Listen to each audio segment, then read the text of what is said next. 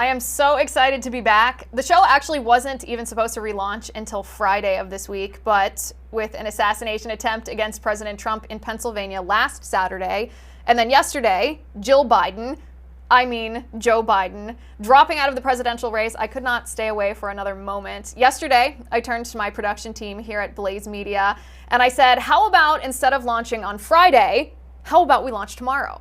And everybody is so professional and so competent. Here I am. And boy, am I glad to be back. I have missed you all. But where have I been the last 9 months? I have read all of your messages, all of your DMs, all of your comments. Am I okay? Did I get canceled? Did I get kidnapped? Did the deep state take me out? I have answers for you today. Then the real reason Joe Biden dropped out of the race, it has nothing to do with his dementia. Plus, was the assassination plot against President Trump an inside job? I don't want to live in a world, I don't want to believe that the Secret Service deliberately allowed that to happen, but let's look at the evidence. Welcome back, everybody, to the Liz Wheeler Show. It's a new season of the Liz Wheeler Show, and I could not be more excited to be back with you all. I've missed you like crazy. I want to talk for a moment about what this show is going to be, what this new season of the show is going to be, and I want to start by talking about what it won't be. It won't be tired, old, ineffectual commentary. You can go tune into, I don't know, Fox, if you want the generic political yammering that got us into this mess. Small assumptions allow big lies. So the Liz Wheeler Show will challenge everything. On this show, it's be based or our country dies. But what does that mean? What does it mean to be based? Stay tuned because we're going to have more on that later in the show. I would like to start the show today with a prayer to St. Michael the Archangel. St. Michael the Archangel, defend us in battle. Be our protection against the wickedness and snares of the devil. May God rebuke him, we humbly pray, and do thou, O Prince of the heavenly host, by the power of God, cast into hell Satan and all the evil spirits who prowl through the world seeking the ruin of souls. Amen. And I know I'm going to get criticized by some for starting the show with a prayer, but you read that prayer and what could possibly seem more apropos when we are facing what we are facing in our nation today. So if you are religious, that's for you. If you're not religious, well, you should be, because it's also for you. Today's show is powered by First Cup Coffee. Look at this. I'm so thankful for this sponsor. My husband has been drinking First Cup coffee. He went from drinking 1 cup in the morning to drinking an entire pot. Can't make that kind of endorsement up. His favorite blend is called the Boston Common, which is a medium dark roast, I believe, although you can have your choice. You just go to firstcup.com. If you use my promo code Liz, you can save an additional 10% on your order. And if you subscribe, you can save an additional 10% for the life of your subscription. Any company that's based enough, that's brave enough to sponsor this show deserves our support. So go ahead and snag your coffee. Go to firstcup.com, use code Liz to save an additional 10% on your order. And if you subscribe, you can save an additional 10% for the life of your subscription. So let's start today by talking about where have I been? What happened? I just dropped off the face of the earth. One day my show was gone. Where was I? I have seen all of your comments in my feed. I have read all of your direct messages on Instagram, on Locals, on YouTube, on Facebook, on X, everywhere. I appreciate your concern. And I wanted to address where I have been. Unfortunately, if you're looking for some kind of juicy gossip, it's not that. That's not the answer here. I did suddenly leave, but it was due to a rather sudden parting with the production company that was hosting, or that I was partnered with for my last show. And it was just one of those things that happens in business. It's not really anything super interesting. The reason that it happened so suddenly, or the reason that I went quiet after it happened, is there was some legal stuff I had to tie up the ends of. And then after I parted with that company, I spent some time, this is a little personal, but I spent some time discerning, okay, what is the best move for me next? There's the independent route. There's partnering with a new production company. There's going to work for corporate media. LOL. That one obviously was never an option for me. And I spent some time discerning what would be best for me. I was also pregnant at the time. Since we last spoke, I gave birth to a beautiful baby girl. So Lady Baby now has a baby sister. But that pregnancy was difficult. It was kind of complicated. I went into preterm labor, although fortunately we got that stopped, and baby sister was born healthy and full term. But I took a little time off to take care of my family, and I have now found a new home with Blaze Media. It is an absolutely perfect fit. I don't want to sound gushy raving about this new partnership, but one of the reasons that Blaze Media is a perfect fit for you and for me for this show is because of their commitment to free speech. You know how much I've been censored. You know how many strikes I get on YouTube, that I've been demonetized on Facebook, et cetera, et cetera. Blaze Media is absolutely committed to free speech, and they have the organizational strength to make that more than just a promise, to make that a reality. So I am absolutely delighted to be here. I mentioned before, the show was actually not supposed to launch until Friday. We have a phenomenal guest lined up for Friday's show. So make sure that you are subscribed on YouTube. Make sure you're subscribed on Apple Podcasts. Make sure you go over to blazetv.com/Liz and sign up there. You can use my promo code Liz30 to get $30 off your annual subscription. It's going to be great, guys. I am so excited to be back. So let's get the show started. Suddenly, the Democrat apparatus that loved controlling a senile, doddering Joe Biden for the past 4 years of his presidency panicked. They panicked that Joe Biden was going to lose the election in November. Now, you and I know that Joe Biden was never going to win, obviously, but the Democrats were planning to cheat, just like they did in 2020. That's why all of a sudden, since the debate between Trump and Biden, where Biden displayed very obviously exactly how severe his mental decline is, that's why the Democrats all of a sudden freaked out. Now, the reason that the Democrats, let's back up just a little bit, the reason the Democrats got away with their election heist of 2020 is because at the time, either result was plausible. A Trump win, plausible. A Biden win, also plausible. Polls were very, very close. So close that when Trump supporters correctly claimed that Democrats had rigged the election, the Democrats and their soulless mouthpieces in the mainstream media dismissively cast our righteous indignation over election cheating as merely sour grapes. Or their favorite insult, that's not really an insult anymore, you're a conspiracy theorist. Now, Republicans, of course, have done next to nothing to prevent the same sort of electioneering that happened in 2020 from happening in 2024. So naturally, Democrats who are emboldened by Republican impotence have been planning to cheat again. That's why, even though Joe Biden's cognitive decline has been obvious and severe for literally years now, Democrats and the media didn't care about it until the last couple weeks. Because here's the thing. How can the left pull off an election heist when a Biden win is simply implausible? Look at the polls. In every single swing state in the nation, Donald Trump is leading by multiple digits. If Biden were to supposedly win those swing states, especially enough of them to secure victory overall, nobody would believe it because it's not believable. That's why the Democrats freaked out. That's the reason for the coup that forced Joe Biden to unceremoniously, via a post on X with a weird signature, which we'll get to in a moment, to drop out of the presidential race 4 months from Election Day, supposedly due to his cognitive decline that the media and Democrats just now discovered. What a patriot, according to the leftist elite who put him out to pasture. So much for democracy, by the way. So much for the will of the voters who chose Biden with their vote. The reality is the Democrats are terrified they won't be able to cheat and get away with it in November. That's the real reason Joe Biden was forced to drop out. But you might be asking, if the Democrats didn't believe that Joe Biden could win, why on earth would they pick Kamala Harris to replace him? Think about Kamala Harris for a moment. She ran against Joe Biden in the Democratic primary in 2020. She dropped out before Iowa. Why? Because she only had 2% support among Democrat voters in the Democrat primary. 2%. Teeny tiny 2%. How on earth can Kamala Harris win? Well, they don't need to believe that Kamala Harris can win. They didn't pick her because they believed that Kamala Harris can win. They need you to believe that Kamala Harris can win. Because again, remember why Joe Biden was forced to drop out in the first place. Not cognitive decline, They actually enjoyed controlling a senile Biden to their own agenda, which was extremely radical for the last 4 years. They need you to believe Kamala could win because cheating. We all know that cheating happened in the 2020 election.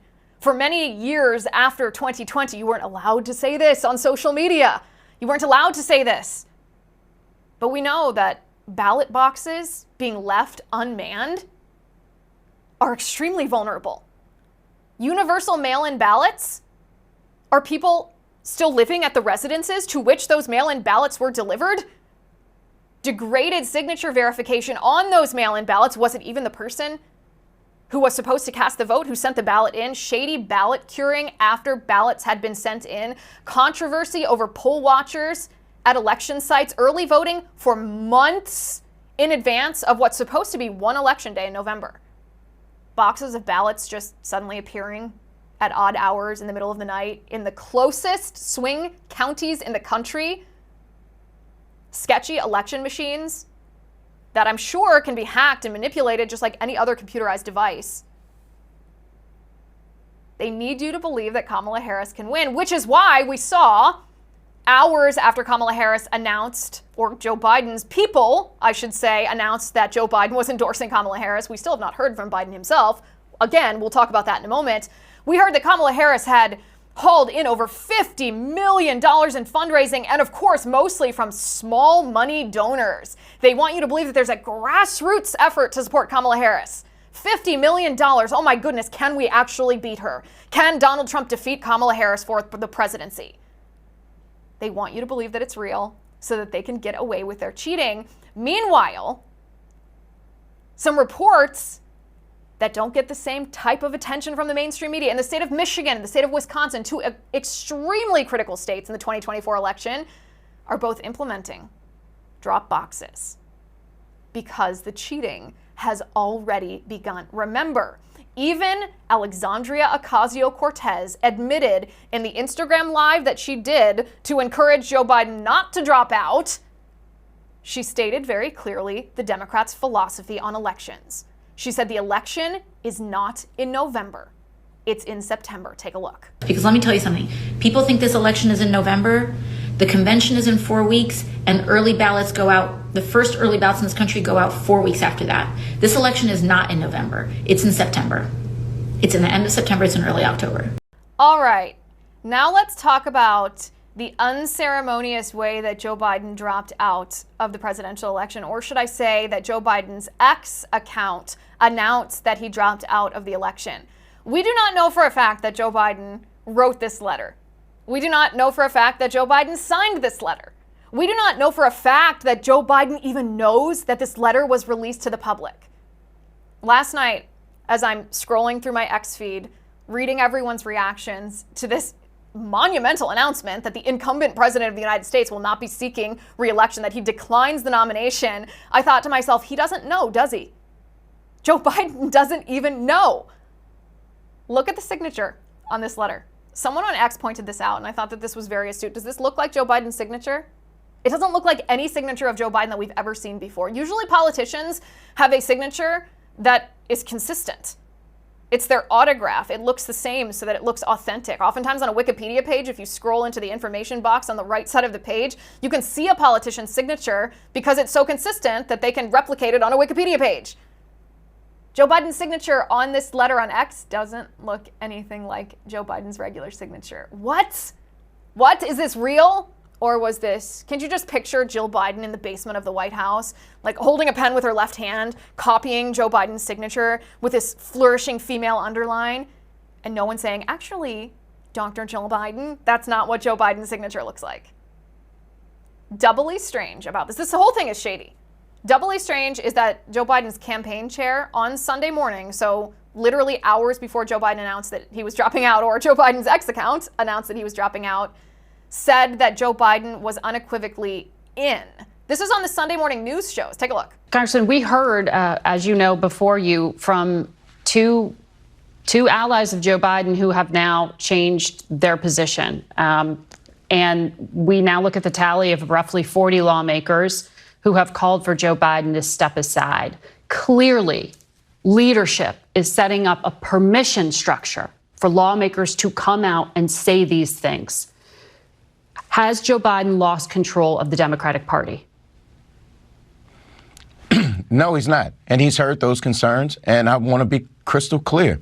He's made a decision. And that decision is to accept the nomination and run for re-election, win re-election. And I think that there are those out there that need to hear it again, that he made a decision. He's going to be the candidate. He's going to be the next president. And now it's time to focus on the threat that Donald Trump poses and what the extreme agenda is on the other side. Now, here's the thing.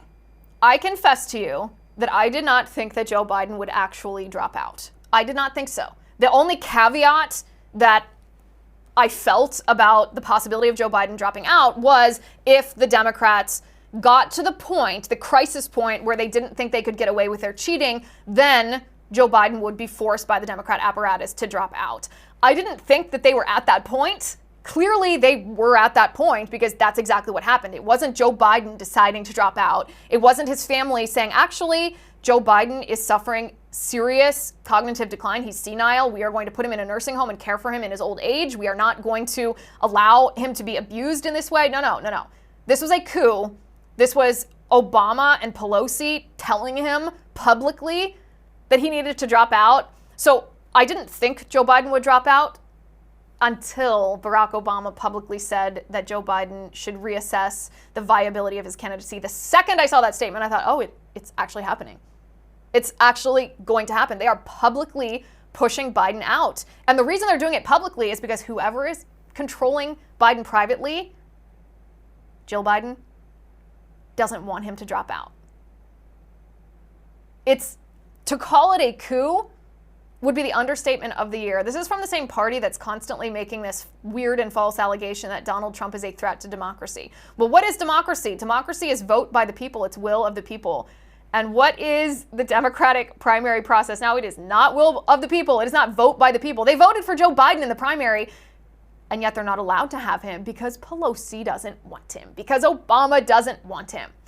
There are also some conservatives and Republicans who are saying that if Joe Biden is not cognitively competent enough to run for re-election, that he should resign the presidency now, because there's still 4 months left. And if he can't be president, if he's not competent enough to be president in December, he's not confident enough to be president in July. I strongly disagree with this take. Joe Biden absolutely should not resign now. And the reason for that is because then Kamala Harris would be president.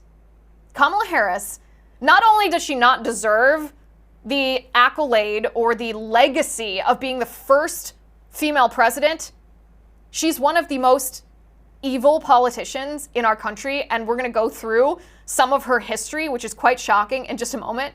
But I don't know if you guys saw this.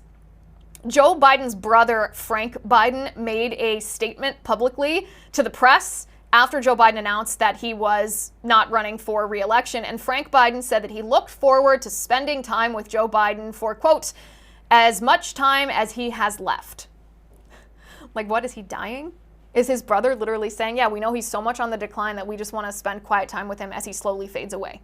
What?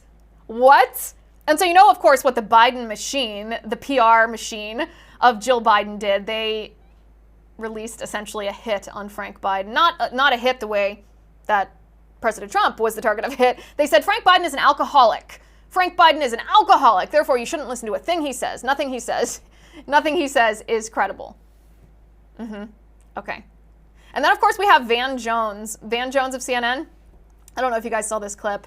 My producer showed me this clip this morning, and I confess I laughed my head off. You'll have to let me know if that makes me a bad person or if this is the funniest thing that you've ever seen. Take a look. Even people who are pushing for this to happen, it's kind of like when your grandpa, you got to take the keys, and everybody, you got to take his keys, you got to, and he's fighting, and everybody's so frustrated, and then you finally get the keys back, and then you just cry. Because this is somebody that you love. This is somebody that you care about. This is somebody who was there for you. This is somebody you wouldn't be here without him. And you have to take something from him. Now, this is not, look, politics is politics. But this is a human moment for one of the great humans in America. This is a huge moment for him, for his family, for all of us who love him, for all of us who wanted him to get across the finish line. But if you're a young person watching this, this is leadership. This is patriotism. This is what it means to put the country first, and put the party first, and put the cause first. When your arm gets tired, you let somebody else finish pitching the game. That's what Joe Biden has done, and he's done that for all of us. You laughed too. I know you did, because that's hysterical. It's not funny to have to take away the keys of your grandfather. That's not the funny part. The funny part is, Van Jones crying about it. That is objectively funny no matter who you are. But the creepiest thing of all of these shady things that we haven't heard from the President of the United States since he withdrew from the Democratic nominee for president, so many shady things.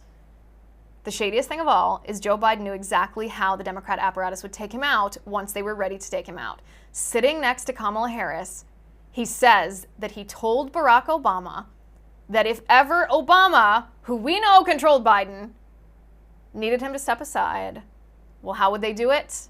With a medical emergency. Take a look at this. And I told Barack, if I reach something where there's a fundamental disagreement we have based on a moral principle, I'll develop some disease and say I have to resign. We don't have that. We haven't, and we discussed it. Okay, so speaking of Kamala Harris sitting next to Joe Biden, what is Donald Trump calling her these days? Laughin' Kamala. Battiest laughter in the world. Kamala Harris is worse than a DEI-hire. She is a DEI-hire. Joe Biden picked her because she was a black woman. In fact, if I were Kamala Harris, I would have declined Joe Biden's invite to be his vice presidential running mate because it's so insulting. He announced before he had even picked anybody that he would pick someone who was black and a woman. So you're being picked because of the color of your skin and because of the kind of genitalia you have. Do you not see how insulting that is? Kamala Harris is for sure a DEI hire, but she's actually worse than that. Behind this batty laughter, this socially inappropriate laughter, her word salads and ditzy demeanor is actually a very dangerous, skilled politician. And I know that can be unpopular to say because she comes off as being the epitome of dumb. But she's not dumb. She's not dumb at all. Her ditzy behavior, her batty demeanor is very deliberate cover for her extremely radical policies, including calling herself by neo-Marxist pronouns. Take a look at this. Good afternoon. I want to welcome these leaders for coming in to have this very important discussion about some of the most pressing issues of our time. I am Kamala Harris. My pronouns are she and her. I am a woman sitting at the table wearing a blue suit. And did you guys know that even Democrats don't like her? I know I brought up this statistic before, but I personally cannot get past this. In the Democratic primary in 2020, only 2% of Democrat voters chose Kamala Harris. That's why she had to end her campaign. And it's funny to me because the Democrats now keep saying if you pass up Kamala Harris for the Democratic nominee for president, then it's because you're a racist. If you are thinking that she's not a good candidate, it's because you're a racist. And I'm like, guys, travel back 4 years. Your own voters rejected Kamala Harris. So by your logic, that means that your own voters are racist because they passed her by instead of voting for her for a Democratic nominee for president. Now, maybe you're sitting there saying, yeah, Liz, that's exactly right. Democrat voters are often racist because they buy into DEI and CRT. And perhaps there's a case to be made that is true. But even Democrats don't like her. And there's a reason why, because Democrats do not like the George Floyd BLM riots. And I'm talking about Democratic voters. The politicians certainly like those riots. But voters, everyday Americans, didn't like when our cities were blown up, when our businesses were set on fire, when our police officers were assaulted. And yet Kamala Harris, what did she do? She said that you should donate. You should donate to the defense fund for the criminals that torched our cities. And she tweeted about it. And that tweet exists to this day on X, which means it's not something that she rescinds. It's not something that she regrets. She stands by that. She stands by that. She also thinks that rapists and murderers, that there should be a conversation if they should be allowed to vote from prison. Can you imagine being so desperate for support that you're like, yes, I will have the rapist demographic. Let me try to court them. So evil. So evil. She has such an evil political history. While she was Attorney General of the state of California, She put in prison 1,500 people for marijuana-related offenses and then went on television and laughed about smoking marijuana herself. If that just doesn't give you the chills, the absolute creeps. When she was Senator of the United States, Kamala Harris tried to disqualify a judicial nominee because he was Catholic. Blatant anti-Christian bigotry from Kamala Harris. Kamala Harris's goons raided the home of investigative journalist David Blyden, who is a friend of mine. I know what he's been through. I know what Kamala Harris and her people put him through because he reported on crimes that Planned Parenthood was committing. They were trafficking the body parts of aborted babies, which is against the law. He reported on it, and Kamala Harris raided his home and stole his laptop, put him through hell. He's still fighting through the lawfare that Kamala Harris threw at him. And then, of course, the issue that brings together Republicans and Democrats alike, our border invasion. Kamala Harris thinks that we should decriminalize border crossings. When illegals cross our border, it shouldn't be a crime, she thinks. Take a look. We had a very spirited debate on this stage last night on the topic of decriminalization of the border. If you'd be so kind, raise your hand if you think it should be a civil offense rather than a crime to cross a border without documentation. Can we keep the hands up so we could see them? But here's my message to the Republican Party, to President Trump, to the Trump campaign. To their credit, by the way, the Trump campaign released an excellent ad against Kamala Harris about 2 seconds after President Biden's X account announced that he was no longer running for president. And it focused on Kamala Harris being the border czar and the border invasion and inflation and the Ukraine war, and it was excellently done. But my advice to President Trump and to his entire team, to his campaign, and to Republicans everywhere is tie the border crisis to Kamala Harris. Every single person in this country, with the exception of Democrat politicians and the Democrat elite, but I'm talking about real people. I'm talking about the American people whose families are impacted negatively by the fentanyl crisis, by the crime in our inner cities, by their schools being flooded, welfare being flooded by illegals, by this invasion that Joe Biden invited. Kamala Harris is responsible for that. Do not underestimate Kamala Harris just because she has batty laughter, a ditzy demeanor, and can't speak other than offering us word salads. She's a very skilled and very dangerous politician because you can't be dumb and ascend to Vice President of the United States, especially with a record like Kamala Harris's. Okay, let's talk about the Trump assassination attempt. I've gotten a lot of messages from you guys, thousands and thousands actually, of comments asking me what I think of the Trump assassination, especially the role that the Secret Service played in the attempt on Trump's life. And here's my response. My gut reaction is I don't want to believe that the Secret Service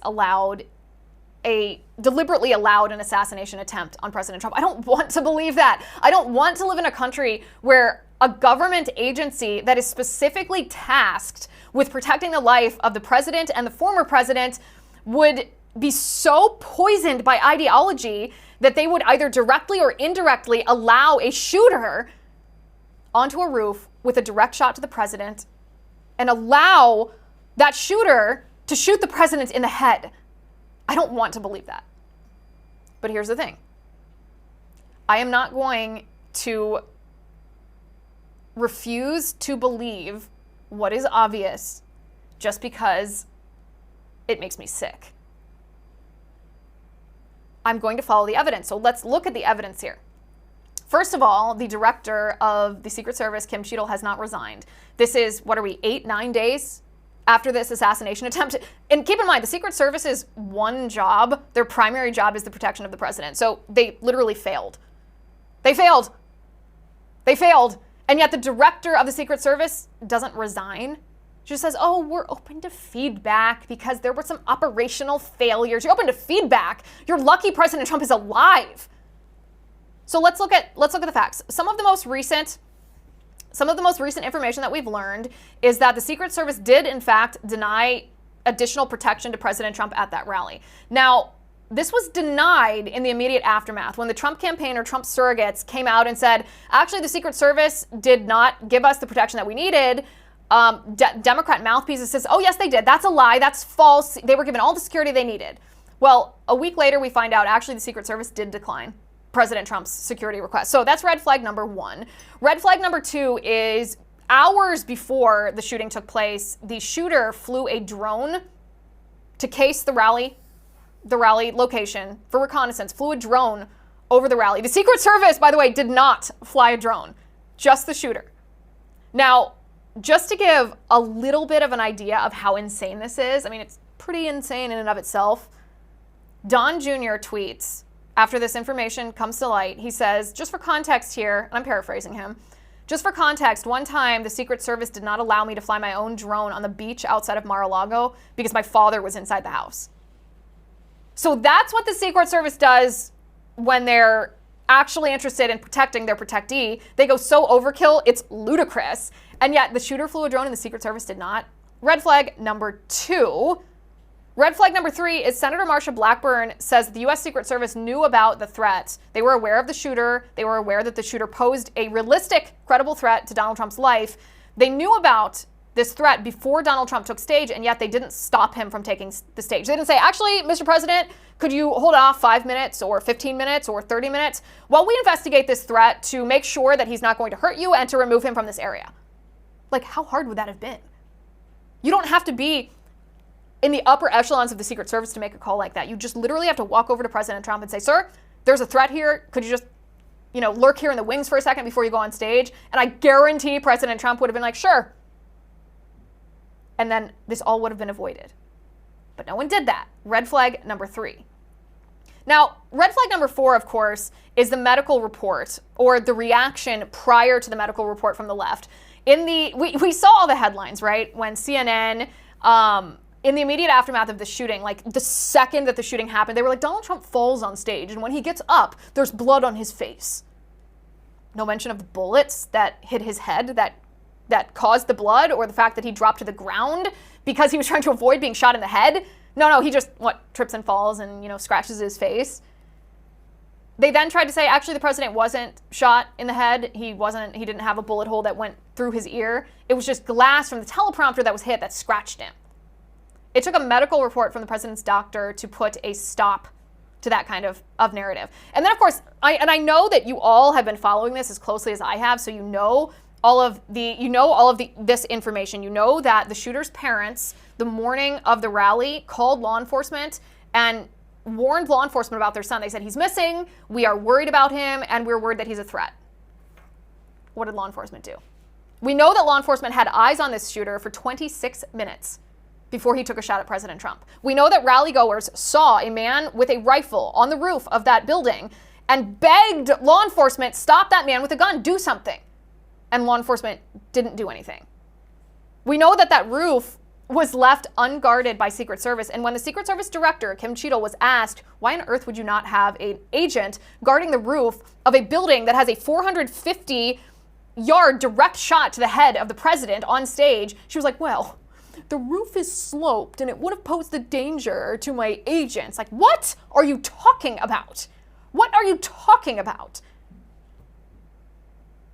So I don't want to believe that the Secret Service deliberately allowed this to happen. I don't want to. My whole body, there's a revulsion I feel at the idea of believing that the Secret Service allowed this to happen either directly or indirectly. But what is the evidence showing? The evidence, there's basically three options of what could have happened. It could be gross incompetence. And yes, never underestimate the incompetence of a government agency. Fine. It could be directly responsible, an inside job, someone in the upper echelons of the Secret Service called for a stand down and or groomed this shooter to commit violence. That's possible. We've seen federal agents do that before in the Gretchen Whitmer Fednapping. We saw that exact thing happen. So that's possible. And then the third option is that the chaos of DEI indirectly led to this. And what I mean by that is you saw all of those photos and videos of the female Secret Service agents, right? The fat Secret Service agent that couldn't holster her gun. She was ripped online. The women Secret Service agents, when they were trying to load President Trump into the vehicle afterward, they were flustered. They're so tiny compared to President Trump. It was embarrassing. It was embarrassing to watch them. They were obviously DEI hires. And what is DEI? DEI doesn't actually promote diversity equality, or inclusion. It doesn't. It was never intended to elevate women. It was never intended to elevate people of color. That was never its intention. That's how they sell it to us. But the reality is that DEI was intended to cause chaos. Because when you remove meritocracy, that causes chaos. When you put people to work doing a job that they are not qualified to do, that causes chaos. And what happens in chaos? When you have chaos at an institutional or a governmental level, it leads to tyranny. When you have chaos at a situational level, it leads to violence. So yeah, the Secret Service has embraced DEI. The Secret Service has deliberately embraced chaos. The Secret Service embraced an environment that allows situations like a shooter crawling up on a roof and taking a shot at the head of the President of the United States. I fully agree with President Trump. It was the hand of Almighty God that prevented President Trump from dying on that stage. If you're not already a Christian, if you don't already believe in a higher power, now is the moment. And I think any of us who watched President Trump's speech at the RNC can see that President Trump has been profoundly changed by this shooting.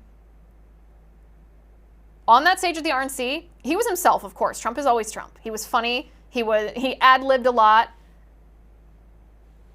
But he was very sincere. He was very serious. He showed more emotion than I've ever seen him show. Not in the weak way, but as if he's a man who has met God in a way, encountered God in a way that he never has before. And I pray that that's the case. And then, of course, we have Dr. Fauci. Can't end this segment without talking about Dr. Fauci, who's downplaying Donald Trump's injuries. Yes, downplaying it. Don't worry, guys. Dr. Fauci tells you that the COVID jab, which does not prevent you from contracting COVID, it does not prevent you from transmitting COVID, it does give you myocarditis, blood clots, and infertility. Perfectly safe, according to Fauci, but a little assassination wound to the head, a bullet hole to the head, just superficial, according to Fauci. This is how evil the other side is. Make no mistake. The reason that this assassination happened is because for the past 8 years, the left has been telling us that President Trump is Hitler, he's evil, he's a dictator, he's an authoritarian, he's a threat to democracy, he's about to commit a genocide against marginalized persons. What do you think is going to happen when you are propagandizing hate like that? Well, the left knows exactly what would happen. They knew that this would happen, and this is what they wanted. So what does it mean to be based? I said earlier in the show that this new season of the Liz Wheeler Show, our motto is be based or our country dies. But what does it mean to be based? How do you define that word? Well, I define that word. What does it mean to be based? It means we are viewing the world from politics to family based in reality. Our opinions, our values, our political positions are based in reality. Now, that's a good definition if I do say so myself, but it also begets another question. Okay, well, if being based means that you're basing your worldview on reality, what exactly is reality? Because even reality is up for debate in this day and age when a man supposedly can be a woman and a woman can supposedly be a man. What is reality? Well, this is not my opinion. This is just reality. Reality is God. A worldview properly ordered is based on God. And you can criticize me or feel uncomfortable with the idea of inserting religion into politics, but let me tell you, we have come to the conclusion of a very dangerous experiment in the United States of America. And the name of that experiment is libertarianism. I used to be very libertarian-minded. I used to be very get off my lawn. Government may not make any law that infringes on my individual rights in any way, at any time, in any form. Because what conservative didn't hold that viewpoint? But I realized through study of the historical documents that form the basis of the founding of our country, that was never what the founding fathers intended. Our founding fathers intended a nation that was ordered on faith and reason and logic, faith in God. And that without an acknowledgement, a baseline acknowledgement of what is right, what is wrong, what is good, and what is evil, not as defined by us, but as defined by God, our nation would fall into disarray. And so when the modern Republican Party embraced a libertarian mindset, which removes God, instead refers to natural rights as being something just endowed by nature, or because we're human and we are highest on the food chain, when you remove God, what results is chaos. And this became particularly clear to me when on July 4th of this year, I read a quote from John Adams. John Adams wrote this on June 21st of 1776, mere days before the Declaration of Independence was signed and unveiled to the colonies. This is what he wrote. "Statesmen, my dear sir, may plan and speculate for liberty, but it is religion and morality alone which can establish the principles on which freedom can securely stand. The only foundation of a free constitution is pure virtue." Does that give you chills up the arms? This is not an easy task, my friends, to usher into the United States not only a political reawakening, but a spiritual revolution. But let me tell you, mark my words, without it, the Republican Party falls the way of the Democratic Party, and our country with it. All right, guys, I want to read to you some of the comments that you left me recently on my show. This is something I'd like to do on a regular basis. I want to be interacting with you as much as I can. So leave me a review on Apple Podcasts. Tell me what you'd like to see on the show, what guests you'd like me to interview. Give me feedback, and I definitely read those reviews. So anything that you write to me, I will see, and I'm going to share some of them right now on the show. Let me bring them up. Some great comments from you guys. Sarah writes to me, "Liz Wheeler, where have you been? I know you had a new baby, but it was like you fell off the planet. It's wonderful to see you. Love from Corpus Christi." I did have a new baby. I had a baby at the end of March, and she is an absolute dumpling. It's one of those things, I know I'm pretty private about my family life, but it's just for the safety and security of my children and my husband. We have been nesting hard as a family of 4. Anybody who has more than one child knows what that transition from 1 child to 2 is like. And boy, have we been in that transition for a couple of months now. Reese says, "I wondered why you'd been so quiet. Congratulations, good to have you back." It is so good to be back. We have some phenomenal plans for the show. You don't want to miss it. Like I said, make sure you subscribe on Apple Podcasts or on YouTube, depending on whether you like to listen to the show or whether you like to watch the show. You can also go to blazetv.com/Liz and subscribe there as well. Mike Neal says, "It's about time." Yeah, Mike, you're telling me it's about time. How do you think that I've felt sitting on the sidelines over the past months as all of this history is unfolded in front of us? I cannot wait to be here regularly with you guys. Andrew says, "Excited that I'm going to be able to listen to you again." And me too. I'm excited to be able to talk to you again. Obadiah says, "I've missed hearing you." Well, I've missed being here. Mary says, "Congratulations, Liz. We've missed you. I'm so incredibly happy for you. We will stay tuned." Thank you, Mary. I appreciate that. Nani says, "Wonderful. You're one of my favorites, and I've missed you." This was all in response just to me saying that I have joined Blaze Media. So to say that I found these comments heartwarming, I was so touched by your guys' responses and your comments, and you can tell by the smile on my face how excited I am. How excited I am to be back. Rick says, "Congratulations. They made a great decision getting you on board." Rick, I will be sure to the next time I'm in a meeting with the executives here at Blaze Media, I'll be sure to tell them that they made a great decision getting me on board and that you said so. Sally says, "Great to see you." Susie says, "You kept me sane through lockdowns and are a brilliant reporter." Frank says, "I missed your podcast. Hopefully your shows will be released that way." Yes, they'll be available everywhere. YouTube, Apple Podcasts, Spotify, on X, on Facebook, on Locals, on Blaze TV, anywhere that you watch or listen to your podcasts and TV shows, you'll be able to find it. As long as you subscribe.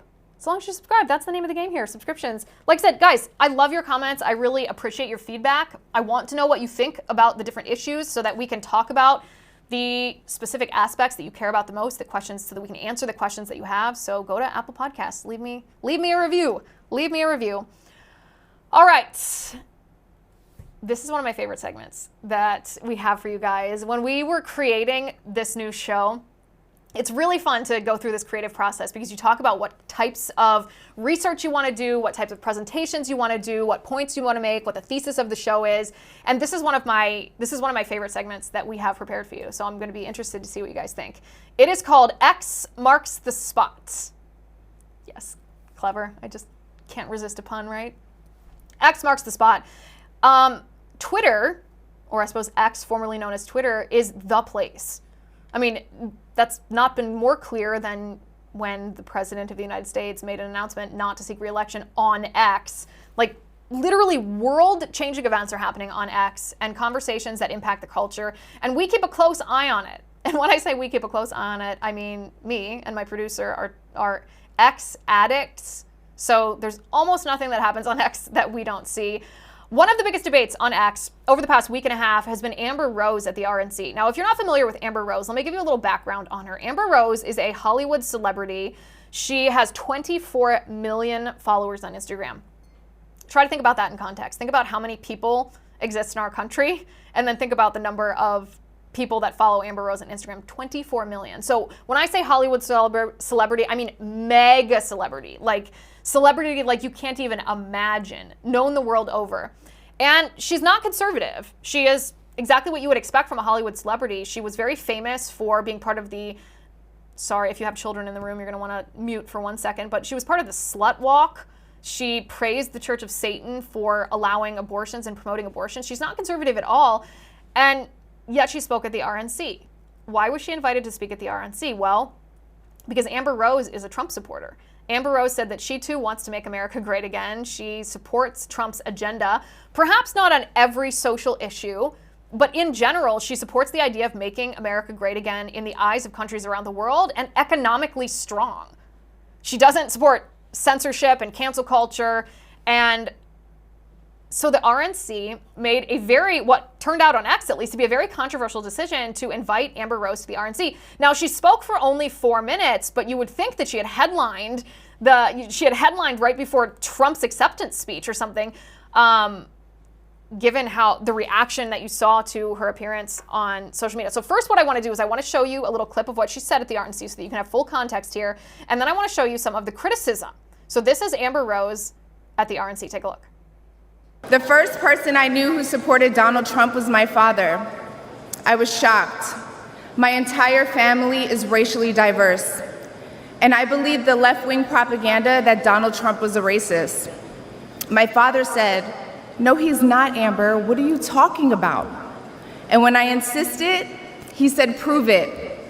So to prove my father wrong, I did my research and looked into all things Donald Trump.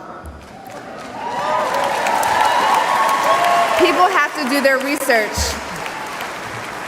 I watched all the rallies, and I started meeting so many of you, his red hat wearing supporters.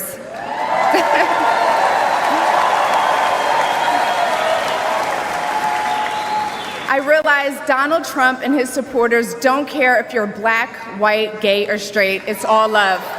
Okay, so relatively non-controversial things to say. She was dressed modestly, she behaved with decorum, she was inviting other people to join the Republican Party. And the response to this, particularly from Matt Walsh, was to criticize the Republican Party. He essentially said the Republican Party is selling its soul. Why on earth would you elevate someone like Amber Rose into a leadership position of the Republican Party at the RNC?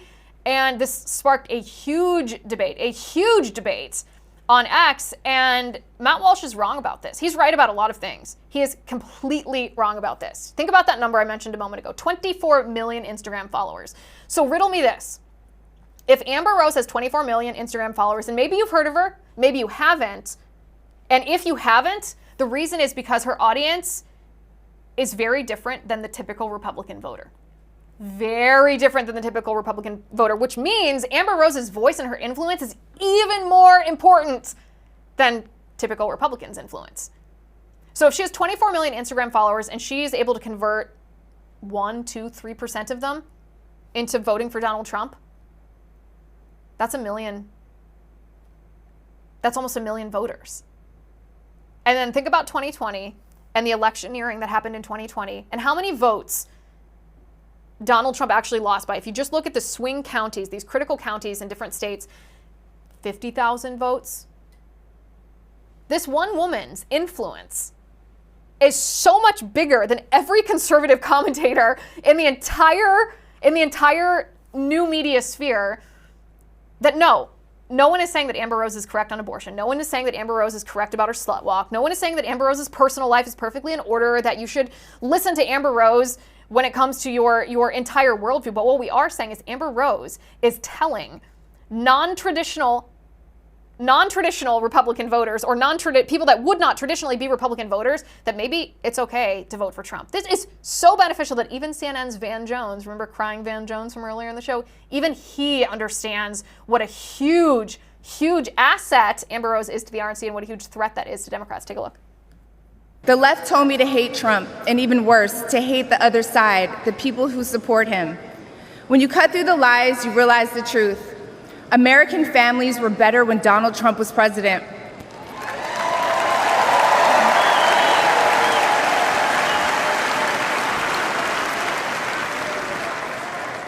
We were safer, wealthier, and stronger. A vote for Donald Trump is a vote to put money back in our pockets and good food on our kids' plates. These kinds of voices, I heard some grousing about this from some of the conservative. This is how you change the composition of the electorate. That was probably the most dangerous speak for the Democratic coalition. That is a young woman of color.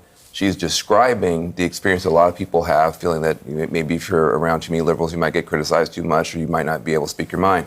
And she spoke to it really well. And she's way more famous than any of us. I also don't think, by the way, that giving Amber Rose 4 minutes to speak at the RNC elevates her to some kind of leadership status.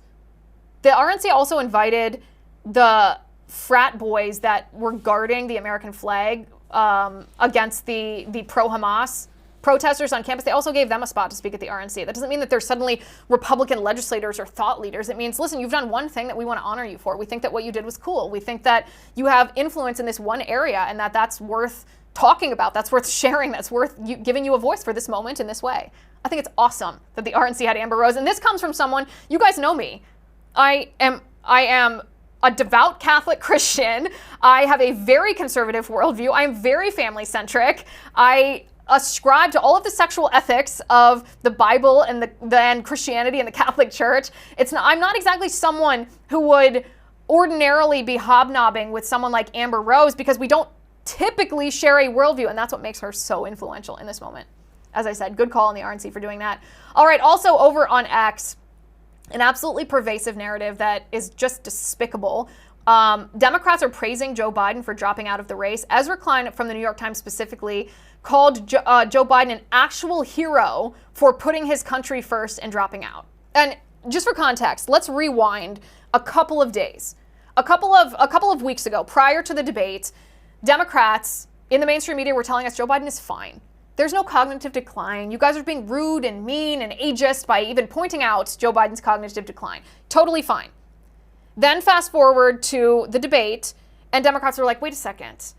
I think that he is being selfish for staying in the race. I think that he's terrible. He is handing the election to Donald Trump.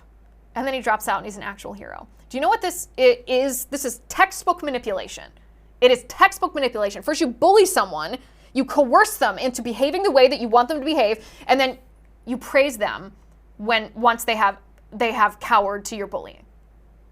An actual hero. Joe Biden is a despicable politician. You can feel sympathetic to the elder abuse that he has undergone, that Jill Biden allowed her husband to be a tool of the radical left. She paraded him and humiliated him in his old age. You can feel sympathetic to that. I do. But to whitewash the history of Joe Biden as a politician, to make him out to be an actual hero, Barack Obama called Joe Biden a patriot of the highest order for dropping out. No. Joe Biden's legacy is fomenting racial divide, socialist policies, trying to take away our guns, our free speech, and our right to practice our religion freely. He has harnessed the power of the federal government to attack his political opponent with lawfare. He has enriched himself by exploiting his addict son and sending him around the world to brutal dictators and American enemies to sell access to the US government to put money in Joe Biden's pocket. This man is a bad, bad person. And the Republican Party has a new fight against Kamala Harris, but to Joe Biden, it's good riddance.